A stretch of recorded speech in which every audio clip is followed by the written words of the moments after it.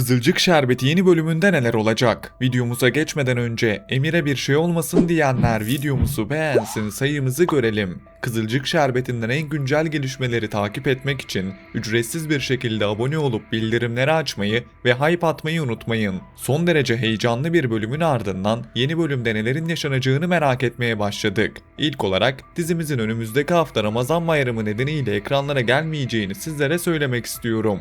Bir sonraki bölümü önümüzdeki hafta değil, bir hafta aranın ardından izleyeceğiz. Bu da demek oluyor ki biraz daha sabredeceğiz. Ama görünen o ki beklediğimize değecek gelişmeler bizi karşılayacak. Şimdi gelelim yeni bölümde yaşanacak gelişmelere. Emir'e bir şey olacak mı? İlk olarak bununla başlayalım. Son bölümde Emir girdiği borç batığının ardından evini kaybetmiş ve büyük bir çaresizlikle karşı karşıya kalmıştı. Emir'in içine girdiği bu çıkmaz en sonunda canına kıyma noktasına kadar gelmesine sebep oldu. Çimen ise bu süreçte hayatının en büyük korkularından birini yaşadı. Ben açıkçası Emir'in son anda canına kıymaktan vazgeçeceğini düşünüyorum.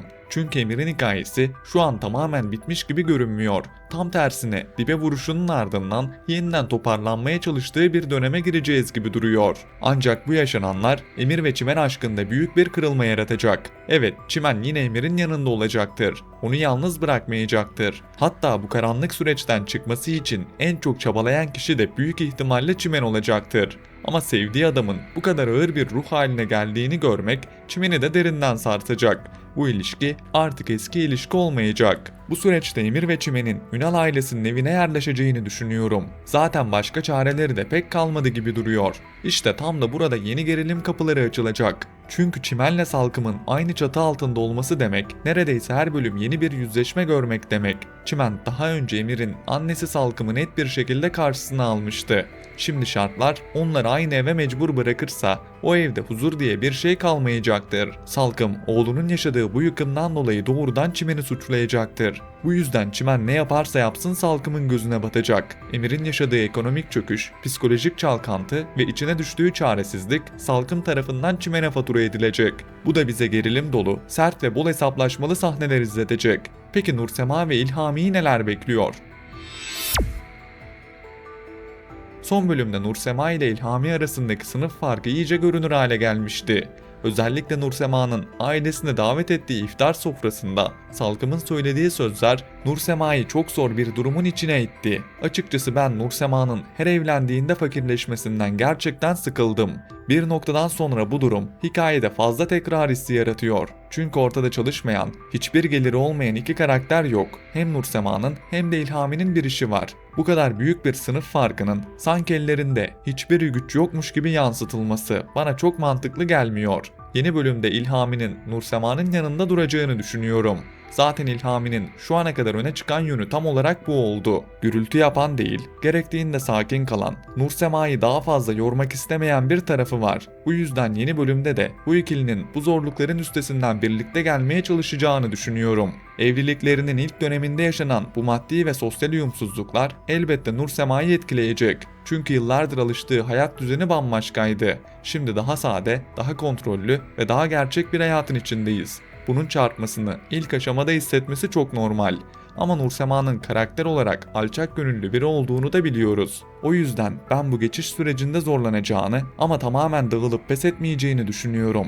Tabi asil ihtimali hala masada duruyor. Bunu yok saymak mümkün değil. Özellikle Nursema'nın duygusal anlamda tam olarak oturmamış ruh hali asil cephesini hala güçlü tutuyor. Ama ben İlhami'nin Nursema'yı kolay kolay kaybetmeyeceğini düşünüyorum. Hatta ilk kez gerçekten mücadele eden, geri çekilmeyen ve sevdiği kadın için emek veren bir eş profili izleyebiliriz. Nursema bu zamana kadar ilişkilerinde hep risk aldı ve çoğu zaman üzülen taraf oldu. İlk defa İlhami konusunda büyük bir risk almadı. Daha güvenli görünen bir yolda ilerledi ve ailesinin de onayladığı bir evlilik yaptı. Şimdi bu evliliğin hemen dağılmasını ben çok olası görmüyorum. Kafa karışıklıkları olabilir, sarsıntılar olabilir. Hatta asil faktörü araya girip Nursema'nın aklını yeniden karıştırabilir. Ama şu an için İlhami'nin Nursema'yı bırakmayacağını düşünüyorum. Sizlerin düşüncelerini de burada gerçekten merak ediyorum. Sizce Nursema kimi seçmeli? İlhami ile olmaya devam mı etmeli? Yoksa yine bir risk alıp Asil'le bilmediği bir yola mı girmeli? Düşüncelerinizi mutlaka yorumlarda yazın. Peki Ömer ve Kıvılcım aşkında bizleri neler bekliyor? Ömer ve Kıvılcım son bölümde yeni hayatlarına alışmaya başladılar. Bu süreçte hem Ömer hem de Kıvılcım birbirlerinden ayrı kalamayacaklarını artık daha net bir şekilde kabul ettiler. Şu anlık evlatları için bir arada duran bu ikilinin arasında çok geçmeden çeşitli yakınlaşmaların yaşanacağını düşünüyorum. Çünkü bu ilişkinin duygusal zemini zaten hiç kaybolmadı. Sadece zaman zaman gurur, kırgınlık, yanlış kararlar ve iletişim eksikliği bu aşkın önüne geçti. Ama ne olursa olsun Ömer'le Kıvılcım'ın birbirlerine dönüp dolaşıp geri geldiklerini görüyoruz. Bu da aslında aralarındaki bağın ne kadar güçlü olduğunu gösteriyor. Dizi izleyicisinin en sevdiği çiftlerden biri kesinlikle Ömer ve Kıvılcım. Bu yüzden artık bu çift arasında daha çok romantik an görmek istiyoruz. Sürekli ayrılık, sürekli sorun, sürekli yeniden toparlanma döngüsü bir yerden sonra izleyiciyi de yoruyor. Artık birbirlerinin kıymetini bilen, daha olgun davranan ve ayakları yere daha sağlam basan bir ilişki izlemek istiyoruz. Ben yeni bölümde de Ömer ve Kıvılcım'ın birbirlerine karşı daha yumuşak, daha açık ve daha kabullenici bir noktaya geçeceğini düşünüyorum. Özellikle çocukları üzerinden kurdukları bağ zamanla yeniden gerçek bir birlikteliğin kapısını açabilir. Bu kez hatalarından ders çıkarıp daha güçlü bir ilişki kurmalarını bekliyorum. Peki Başak ve Fatih aşkında bizleri neler bekliyor?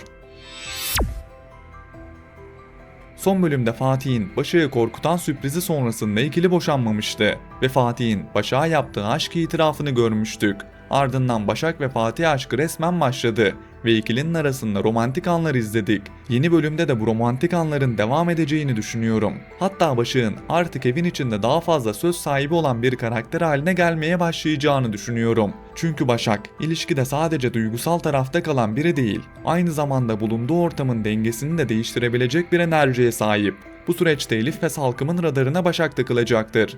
Özellikle iki tarafın da Başak'ı tehdit olarak görmeye başlaması mümkün. Çünkü Başak hem Fatih üzerinde etkili olmaya başlıyor hem de evdeki bazı alışkanlıkları bozabilecek bir noktaya geliyor. Bu da doğal olarak entrika ihtimalini büyütüyor. Ben yeni bölümde Başak'a karşı çeşitli planlar yapılacağını düşünüyorum. Fatih ise bu süreçte Başak'a karşı daha korumacı bir tavra girecektir.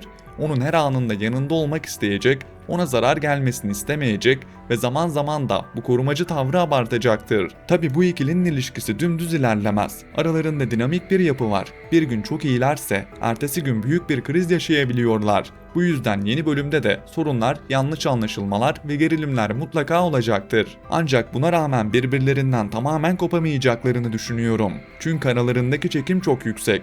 Birbirlerini yıpratsalar da yine birbirlerine dönen bir yapıdalar. O yüzden ben bu çiftte hem romantik hem de sert sahneleri bir arada izlemeye devam edeceğimizi düşünüyorum. Ayrılık yaşasalar bile yine birbirlerine sıkı sıkı sarılacaklar.